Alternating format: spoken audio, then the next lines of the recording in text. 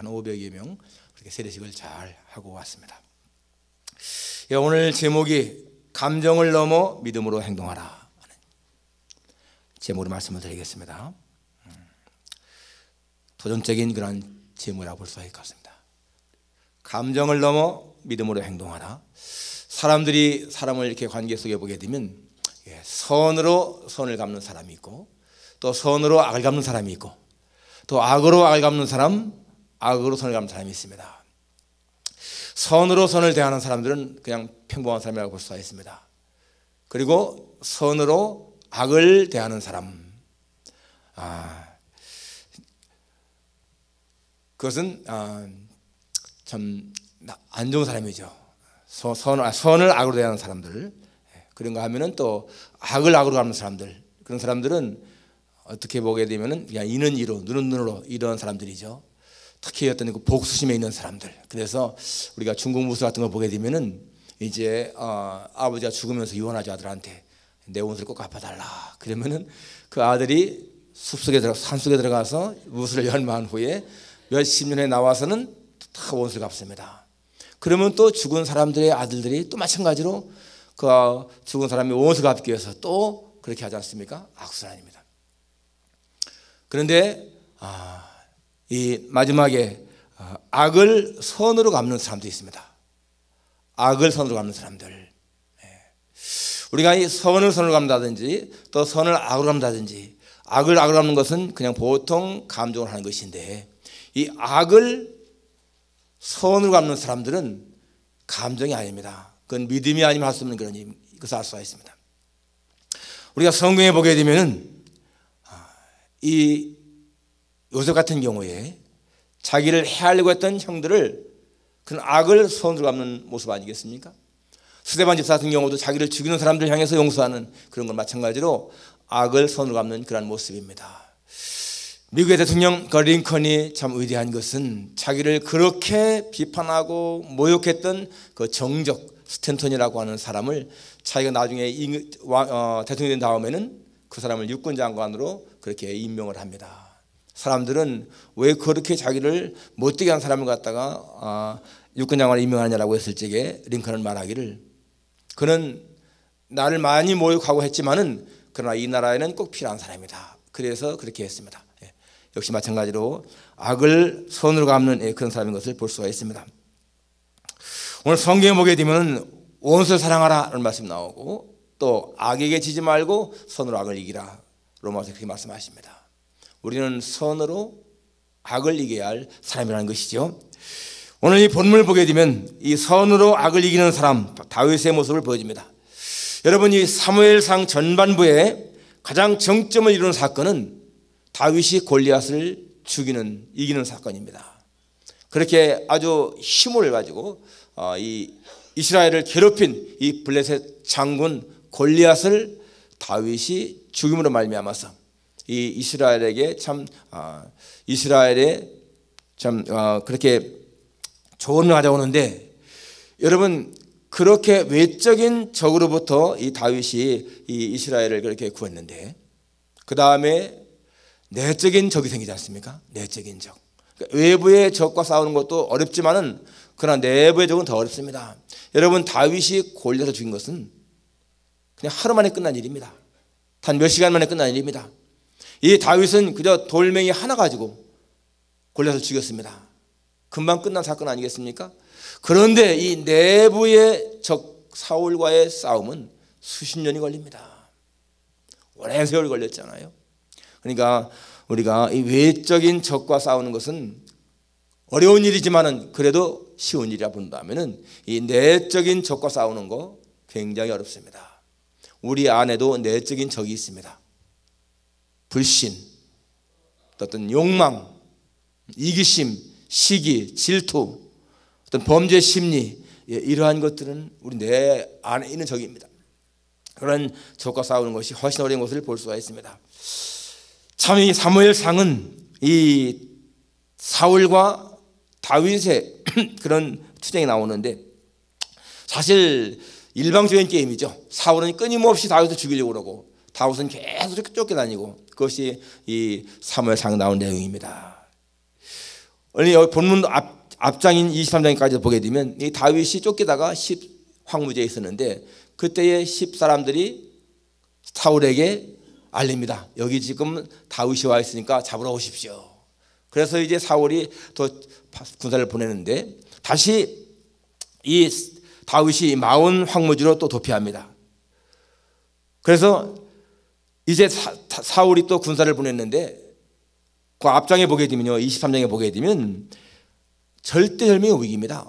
이 다윗이 거의 사울에게 잡힐 뻔한 그러한 절대절명의 위기에서 하나님이 구해주는데 어떻게 구해주는가 하면은 이 블레셋 사람들이 침범했다라고 하는 소식을 듣고는 사울이 다시 철수하죠.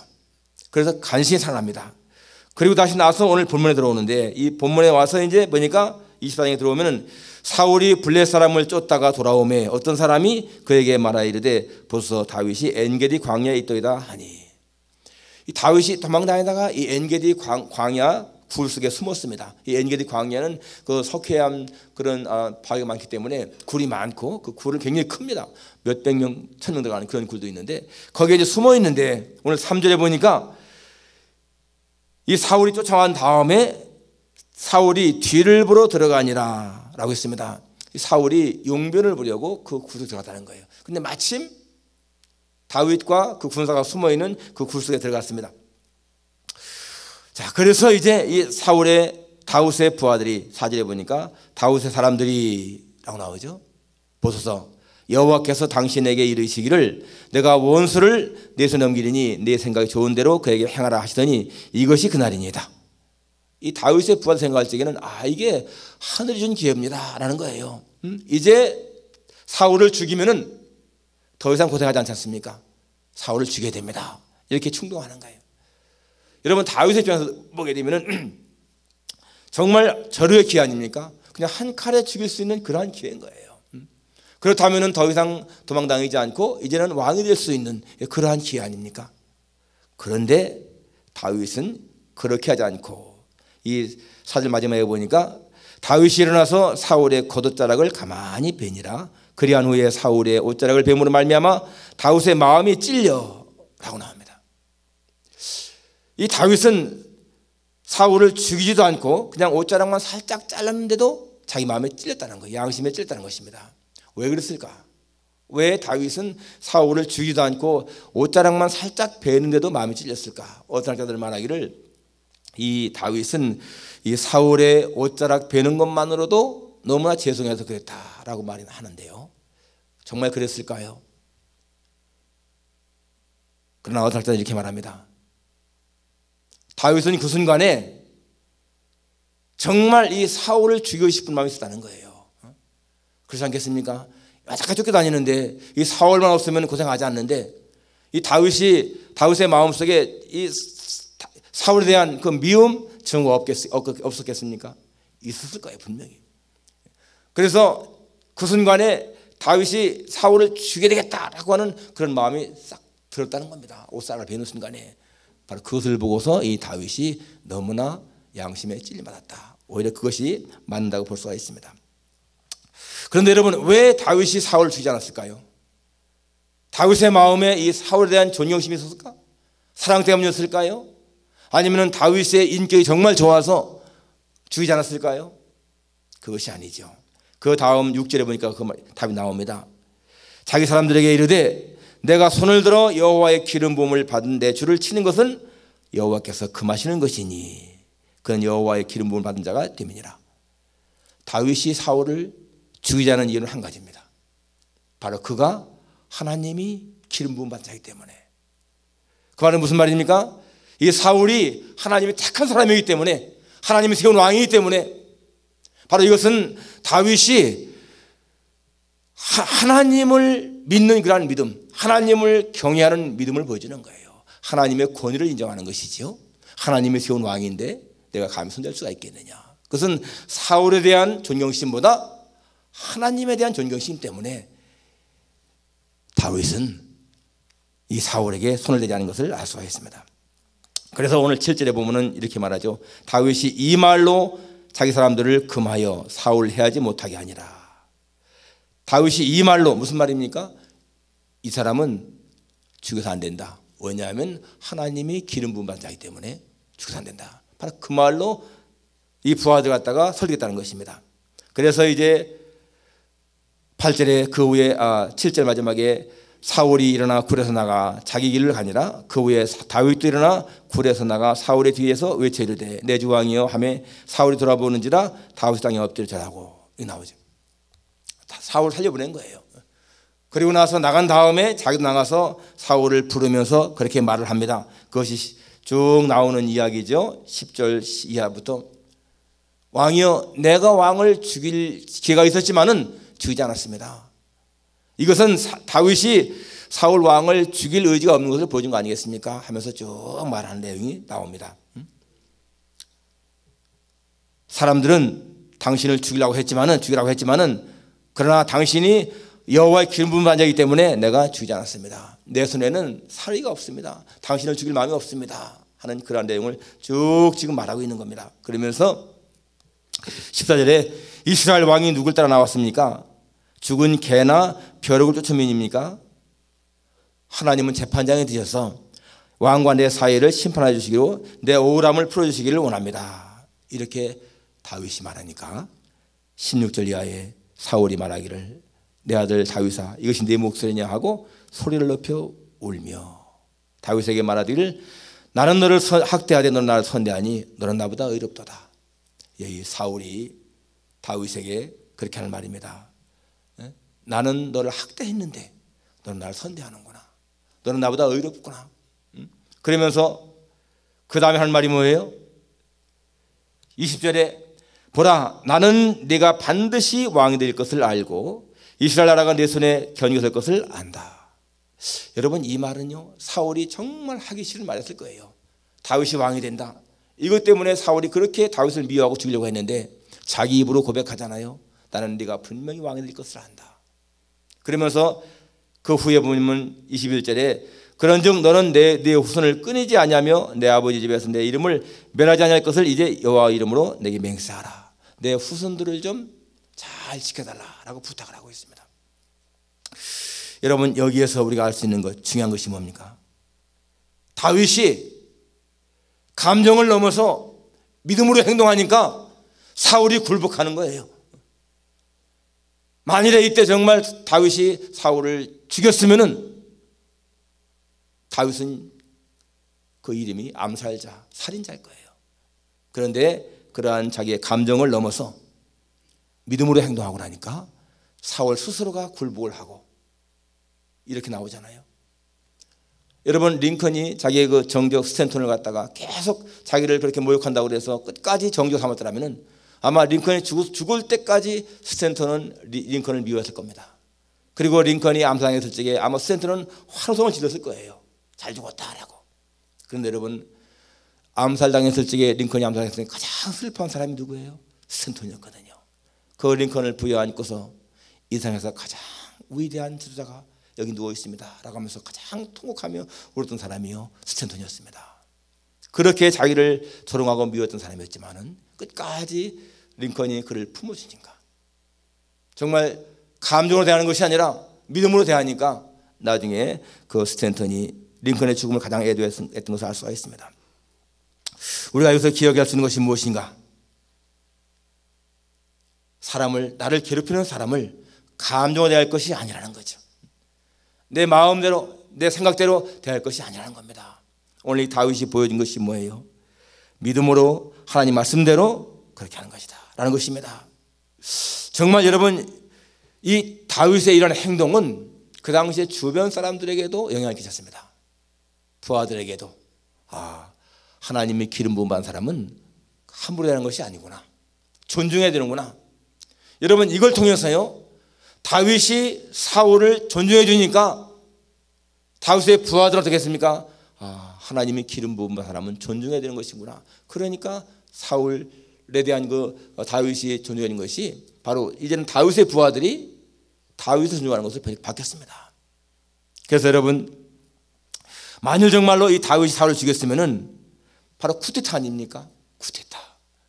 그렇기 때문에 아마 어떻게 보면 다윗의 부하들도 어떤 권력에 눈이 어두웠을 적에는 그렇게 반역을 되풀이했을 거예요. 그런데 다윗의 그런 행동은 절대로 하나님의 기름 부음받은 사람은 손대면 안 된다, 이것을 보여줬잖아요. 그러니까 다윗의 부하들이 이제는 더 이상 정말 이 다윗의 그 권위를 인정하고 그렇게 복종한 것을 알 수가 있습니다. 여러분, 오늘 이 본문의 포인트가 바로 그것입니다. 감정을 따랐다면 사울은 죽임 당했을 것이지만은 그냥 믿음을 따랐기 때문에 다윗이 그렇게 사울을 살렸다. 여러분, 오늘 우리의 신앙생활 속에서도 굉장히 중요한 것이죠. 많은 사람들이요, 신앙생활하면서 감정에 따라 행동합니다. 그렇기 때문에 신앙생활하다가 어떤 문제가 붙었을 때 시험 당하게 되면 어떻습니까? 다 감정 문제죠. 내가 이렇게 열심히 일을 했는데 나를 알아주지 않는구나. 감정이에요, 감정. 내 마음에 상처를 주다니, 그러면서 교회를 떠난다든지 시험 들다든지 그러지 않습니까? 오늘 신앙생활에 많은 시험 문제들이 바로 감정에서 온다는 것을 우리가 기억해야 됩니다. 제가 처음에 이 교회에 왔을 적에도 그랬습니다. 이 교회에 와서 한 6개월 됐을 적에 그 장로님과의 마음이 딱 그렇게 부딪히니까, 이 교회에 내가 더 이상 있을 필요가 없겠구나. 내가 이 교회 아니면 있을 곳이 없는가? 그래서 마음이 딱, 이 길을 떠나야 되겠구나. 그런 마음이 딱 들었는데, 그때 내 마음에 올리는 감동이요, 네 마음대로 그렇게 가는 것이 아니다, 그거였어요. 교회를 움직일 적에 그렇게 마음대로 하는 것이 아니다. 저는 그때 정말 처음 그걸 느꼈고요. 그것이 지금까지도 제 마음에 남아 있습니다. 하나님의 교회에서, 하나님의 이 교회 보내셨을 적에는 이 교회에서 충성하라는 것이지, 그냥 몇 개월 있다가 몇 년 있다가 마음이 안 맞으니까 나가라, 그런 것이 아니라는 거예요. 여러분, 하나님이 여러분들 이 교회에 보냈으면요, 정말 이 필라델피아를 떠나기까지는 여기에서 충성하라는 것이 하나님의 뜻인 것이지, 그냥 내 마음이 조금 안 맞는다고 해서 떠나는 거, 그것이 하나님의 뜻이 아니라는 겁니다. 우리는 많은 경우에 감정에 따라 움직이는데, 감정에 따라 움직이기 때문에 우리의 신앙생활에 실패가 많다는 것을 알 수가 있습니다. 그것이 아니라 오늘 말씀대로 이 다윗처럼 그렇게 감정을 넘어서 믿음으로 행동해야 된다. 여러분, 우리가 아는 모세 얼마나 위대한 사람입니까? 모세가 그렇게 출애굽의 인도자로 40년 동안을 고생을 했는데 왜 가나안 땅에 못 들어갔을까요? 그 가나안 땅에 못 들어간 이유가 딱 한 가지입니다. 민수기 20장에 보게 되면은 그 신광야 가데스에 이르렀을 적에 물이 없었습니다.